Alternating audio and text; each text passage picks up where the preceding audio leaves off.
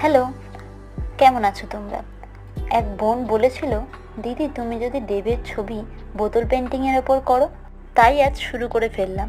আমি ফার্স্টেই white colour বেসটা করে নিলাম, তারপর স্কাই আর ডিপ কালার মিক্স করে পুরোটা কভার করে নিলাম।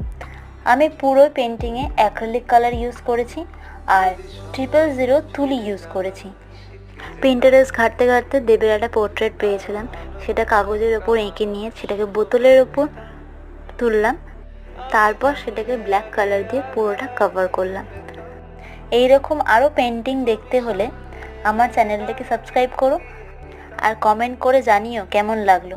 আজকের মতন বাই, আবার দেখা হচ্ছে নতুন ভিডিওতে।